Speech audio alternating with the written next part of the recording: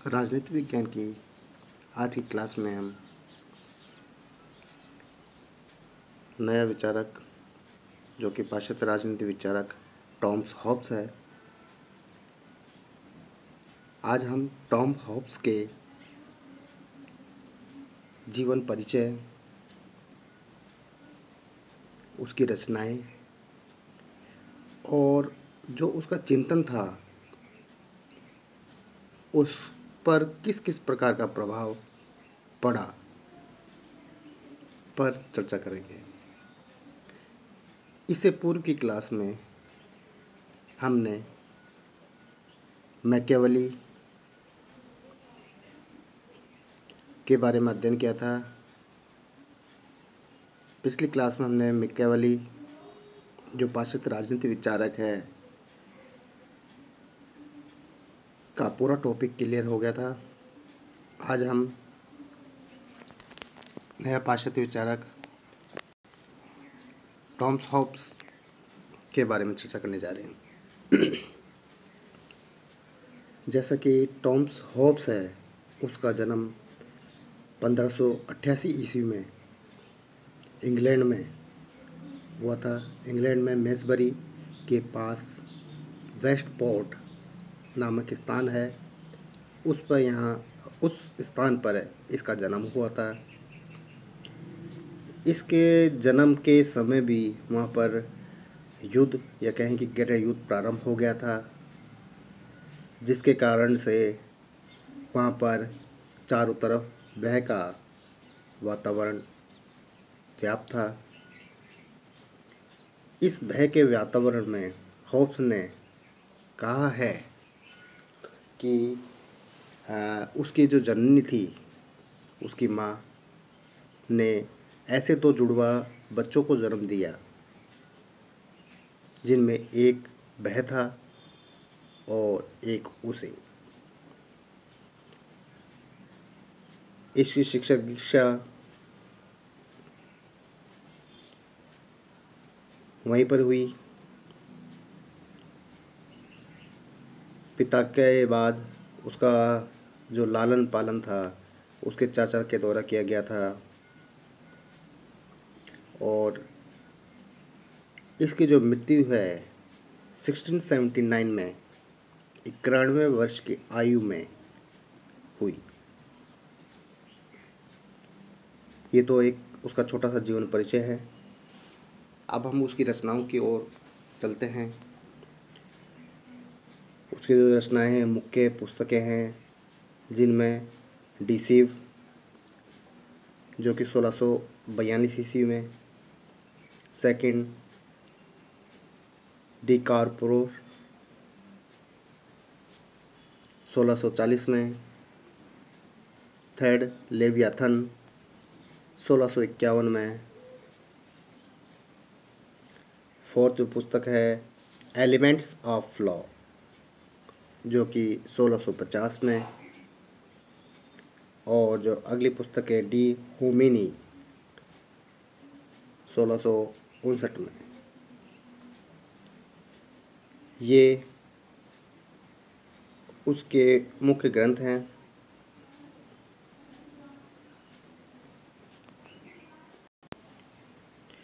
इन ग्रंथों के अलावा भी उन्होंने अन्य ग्रंथों की रचनाएं भी की, लेकिन जो पॉलिटिकल साइंस की दृष्टि से या राजनीतिक क्षेत्र की दृष्टि से जो ग्रंथ उनके प्रमुख हैं, उनके ये नाम हैं।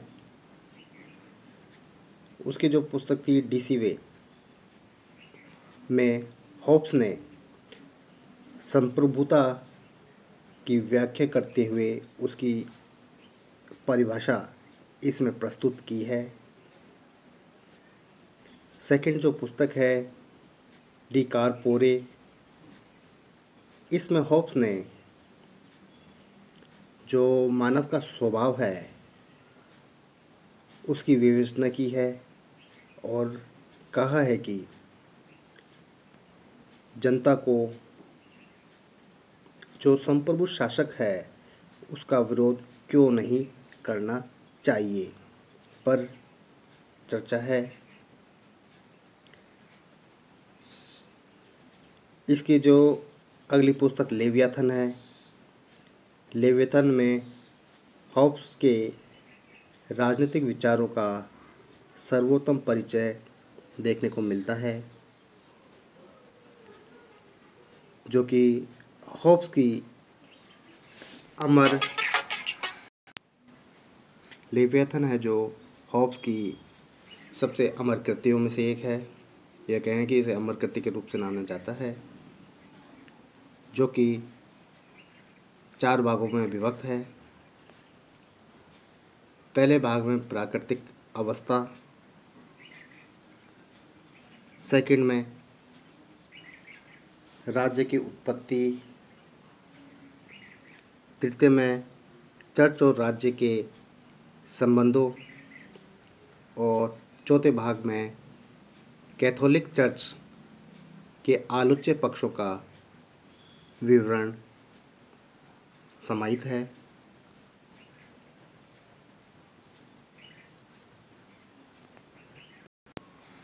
इसकी जो मुख्य कृति है लेवियाथन, एक कहें कि विशालकाय समुद्री राक्षस के समान या महामानव है, जिसके माध्यम से हॉब्स ने जो समझौता हुआ था उसे उत्पन्न संपूर्ण संप्रभुता संपन्न राजशक्ति का स्वरूप को प्रतिपादित करना चाहा है। इस रचना का जो मुख्य पृष्ठ है, इसमें सब मनुष्य को मिलाकर बनने वाला एक विराट या कहें कि विशालकाय पुरुष या महामानव के रूप में उसे चित्रित किया गया है। इस महामानव या जिसे हम लेवियाथन कहते हैं कि सारी देह जो शरीर है उसका छोटे छोटे मनुष्य से भरा हुआ है, जो इंगित करता है कि सबने अपने अधिकार इसे देकर सामाजिक समझौते से जो प्रभुसत्ता संपन्न लेवियाथन है उसका निर्माण किया है। इस प्रकार वह मुकुटमंडित लेवियाथन के दाएं हाथ में तलवार तथा बाएं हाथ में धर्मदंड धारण किए हुए एक महामानव खड़ा करता है, जिसका तात्पर्य शासन और धर्म दोनों क्षेत्रों में उसे सर्वोच्च अधिकार प्राप्त है। इस प्रकार इसकी ये मुख्य रचनाएं हैं। अब हम इसके जो चिंतन है उसको प्रभावित करने वाले कारकों की ओर चलते हैं, जिनमें 3 प्रमुख कारक हैं। जिनमें पहला कारक विज्ञान का विकास, दूसरा इंग्लैंड का गृह युद्ध, और तीसरा उसके द्वारा जो की गई यात्राएं और यात्राओं के समय उसका जिन जिन व्यक्तियों से संपर्क हुआ। इन सभी 3 कारकों ने उसके चिंतन को बहुत अधिक प्रभावित किया,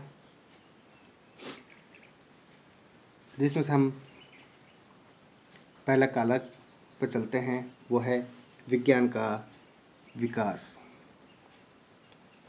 जो इसकी पहली परिस्थिति है, विज्ञान का विकास में नवीन वैज्ञानिक आविष्कार उस समय जो हुए थे उसने उसे सबसे अधिक प्रभावित किया। जब वो अध्ययन करता था उस समय उसे मध्य युग के दर्शन से तीव्र घृणा हो चुकी थी, जिसके कारण उसका जो ध्यान है नवीन वैज्ञानिक आविष्कारों की ओर चला गया। कहने का मतलब है कि जो इससे पूर्व की जो मध्य युग की जो मध्य युग के जो दर्शन था उसे इसकी घृणाएं हो गई और इसका ध्यान जो विज्ञान है, विज्ञान की ओर चला गया है।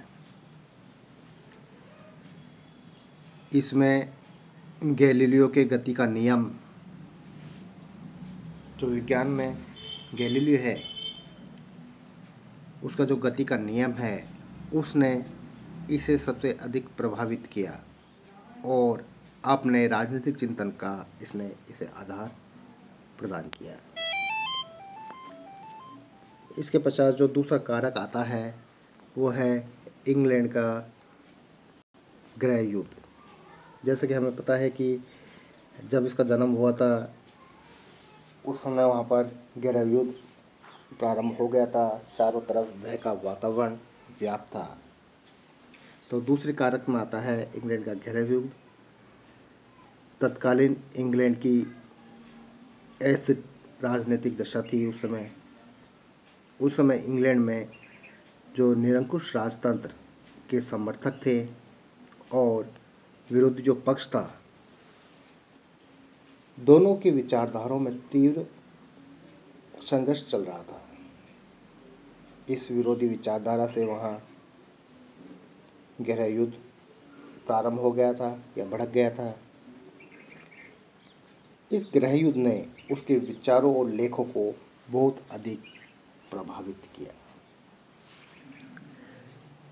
तृतीय कारक में आता है यात्रा और संपर्क।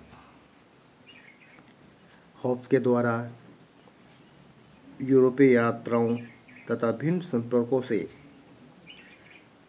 बहुत अधिक कुछ सीखने को मिला और उनसे प्रभावित हुए। भ्रमण करते हुए उन्हें गणित और ज्यामिति की जो नई खोजें थी उनसे उनका परिचय हुआ और जिससे उन्हें अपने चिंतन में एक नई दिशा मिली। इस प्रकार ये एक होब्स का जीवन परिचय है। अब हम नेक्स्ट क्लास में इसके जो सामाजिक समझौता है सिद्धांत है उसके बारे में चर्चा करेंगे।